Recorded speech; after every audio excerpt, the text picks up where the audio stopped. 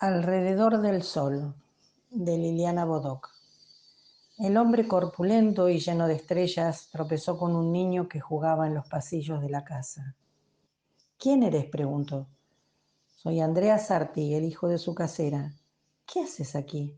Aquí vivo. ¿En mi casa? Sí, señor Galilei. ¿Desde cuándo vives en mi casa? Desde que nací. Hace 7 años. Esa fue la mañana en que me conoció, después de verme casi a diario durante 7 años. Nunca entendí bien por qué puso atención en mí cuando tenía una multitud de buenos estudiantes esperando que los admitiera como discípulos. Por mi parte, le pagué con impertinencia. Pero aquel día yo admiraba a Galileo Galilei como solo admiran los niños, en los aciertos y en los errores, en la genialidad y en la torpeza. Fue mi madre quien me dijo que el maestro deseaba que yo fuese alguna que otra tarde a su laboratorio. A mi Andrea, ¿qué les parece? Es que ese niño salió con la inteligencia de un búho. Por algo el señor Galilei lo tomó a su cargo y está dale que dale enseñándole sobre el cielo y la tierra. Andrea aquí, Andrea allá, Andrea mira esto, Andrea presta atención. Y no solo eso, cuando el señor Galilei se va a sus clases, mi Andrea queda a cargo. Galileo Galilei le sonreía a los astros más que a cualquier ser humano. Aquí hay demasiado polvo, le dijo a su casera, pasando la mano sobre una mesa de madera. La mujer, que llegaba con la bandeja del almuerzo, no tenía pelos en la lengua. ¿Cómo quiere que friegue si apenas toco alguna cosa? Grita como un endemoniado. He visto a tu hijo, dijo Galileo Galilei. ¿Hizo algo indebido? Nada. El chico no ha hecho nada. Solo pensé que podrías enviarlo aquí para que me ayude con el orden y le daré un pequeño pago extra. Mi Andrea estará muy feliz, respondió la mujer. Eso es, Andrea. Galileo Galilei recordó el nombre del niño que había visto unos días atrás en el pasillo de su casa. Así comenzaron las visitas de Andrea Sarti al laboratorio más renombrado de Florencia. Me gustaba verlo mirar, contaba Andrea. Yo aprendía solo con ver los ojos de mi maestro cuando estudiaba, cuando intentaba entender, cuando se decepcionaba. Lo vi buscar la verdad en los haces de luz que entraban por la ventana. Lo escuché pelear con las constelaciones. Me tocó ser testigo de sus dudas y sus enojos. Al principio apenas me hablaba. Algunos meses más tarde empezó a dirigirme la palabra. A veces, según la lógica lo indicaba, intentaba hacerme entender sus ideas con palabras sencillas. Entonces Andrea era Andrea. Otras veces me refutaba con tono burlón cosas que yo jamás había dicho. Seguramente veía en mí alguno de sus múltiples adversarios. Pero nada le gustaba tanto a mi maestro como discutir consigo mismo. Galileo Galilei decía. Galileo Galilei negaba. Galileo Galilei afirmaba esto. Galileo Galilei lo ponía en duda. En una ocasión, durante una disputa respecto de las manchas del sol, llegaron a insultarse. Uno de ellos se quedó en un extremo del laboratorio puliendo un cristal, mientras el otro se sumergió en la lectura. Así eran ellos. Según recuerdo, empezó a reparar seriamente en mí cuando cumplí 13 años y las cosas en Roma se complicaron. Para entonces yo comía en su laboratorio y él se empeñaba en sacarle lustre a mi entendimiento. ¿Entiendes por qué flota el hielo, no es así, Andrea? Yo entendía eso y mucho más. Ya ves, lo entiendes tú, pero no lo entienden los profesores de Pisa. Recuerdo a mi maestro limpiándose la boca, con rudeza. No sé si tenía voluntad de enseñarme, pero lo hacía.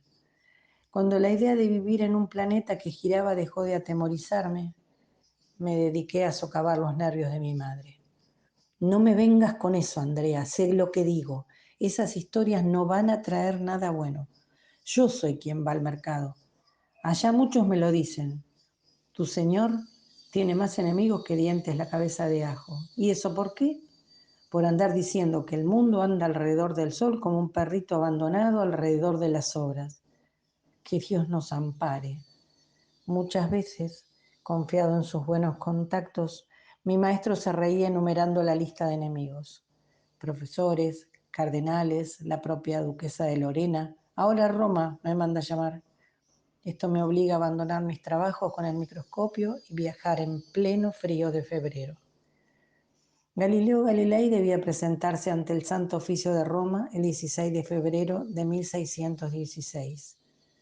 Llevó consigo sus saberes, sus pruebas y su pobre salud.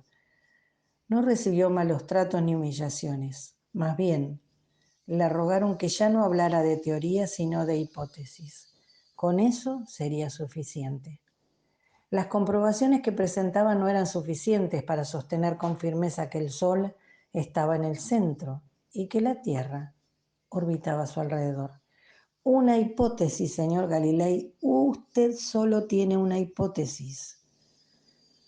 Parecía poca cosa, pero mi maestro se entristeció. Su pena empeoró su salud y, como siempre, solo su afán de conocer fue capaz de devolverle el ánimo. Con los años fui a la universidad y traté con hombres de ciencia.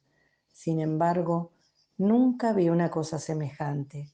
Alguien que atravesara los días y las noches con el único fin de comprender el mundo que habitaba. Mi madre se lamentaba por eso. Y explícame tú, que eres un sabelotodo, ¿para qué le sirve tanto estudio al señor Galilei? Ya le han levantado el índice, ya le han hecho... Ahora que se quede quieto y se ocupe de mejorar su salud. Conozco bien el color de la enfermedad y lo suyo no hay caldo que lo levante. Durante algunos años Galileo Galilei se dedicó a la escritura y pareció divertirse con las pequeñas rencillas que por una causa o por otra entablaba con sus colegas. Pero Roma, como Dios, no dormía. Roma leía entre líneas.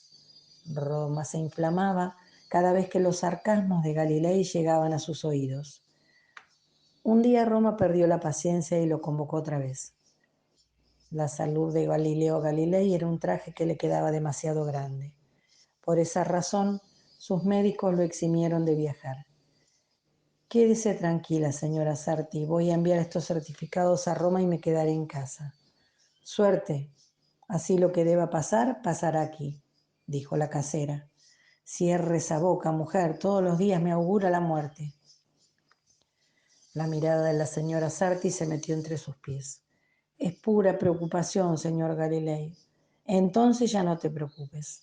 Y dile a Andrea que venga, ahora mismo lo necesito. A partir de entonces todo empeoró. Mi maestro, el olor de Florencia, mi ánimo, hasta la verdad misma pareció empeorar. Enfermo o no, con certificaciones médicas o sin ellas, mi maestro fue obligado a ir a Roma para un interrogatorio. Y yo, que había pasado más de 10 años aprendiendo a su lado, estaba seguro de que jamás iba a retractarse. Mi maestro aceptaría cualquier destino antes que decir que la verdad no era la verdad. Mi maestro era indoblegable.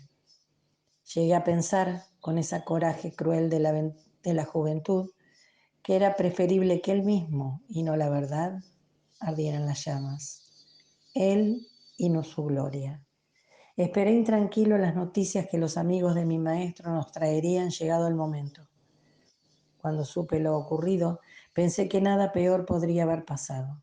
Era joven, era impertinente, y a esas alturas también estaba ciegamente enamorado de la verdad. Ante las amenazadoras exigencias de la Inquisición, Galileo Galilei aceptó negar sus ideas.